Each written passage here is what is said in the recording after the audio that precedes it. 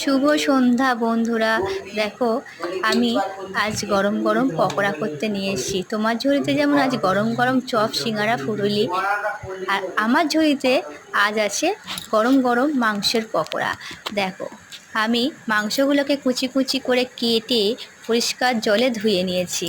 এবার তাতে পরিমাণ মতো আমি আজকে নুন দিলাম। নুন দেওয়ার পরে দেখো, পরিমাণ মতো আমি নুন দিচ্ছি। এবার নুন দেওয়ার পরে তাতে পরিমাণ মতো হলুদ গুঁড়ো, পরিমাণ মতো লঙ্কা গুঁড়ো, যে যতটা ঝাল খেতে পছন্দ করো বন্ধুরা তোমরা। তারপরে একটা ডিম দিলাম। ডিমটাকে ফাটিয়ে আমি ডিমটাকে দিয়ে দিলাম। এবার ডিমটা দেওয়ার পরে এতে পেঁয়াজ বাটা, পরিমাণ মতো পেঁয়াজ বাটা দিলাম। আদা রসুনের পেস্ট পরিমাণ মতো, মাংসের পরিমাণ অনুযায়ী আদা রসুনের পেস্টটাও আমি দিয়ে দিলাম। এবার গোলমরিচ গুঁড়ো, গোলমরিচটা ফ্লেভারের জন্য তোমরা রাখতেই পারো, অবশ্যই খেতে সুন্দর হবে। এবার আমি অ্যারারুট দিচ্ছি,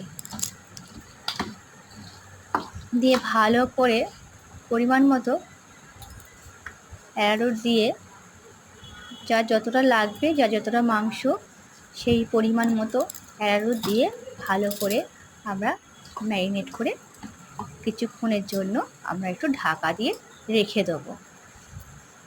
তারপর ঢাকা দেওয়ার পরে এই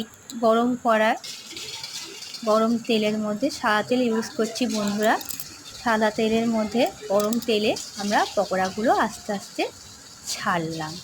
দেখো, সুন্দরভাবে ছাড়ছি আমি পকোড়াগুলো, একটা একটা করে ছেড়ে পকোড়াগুলোকে ছাড়ছি।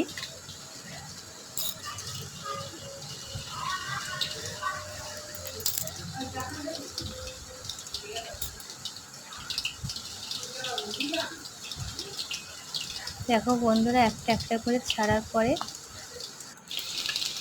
আমি পকোড়াগুলোকে লাল লাল করে ভেজে সার্ভ করে নিয়েছি। আমার পকোড়াটা কেমন লাগলো তোমাদের খেয়ে আমাকে জানাবে প্লিজ। টাটা।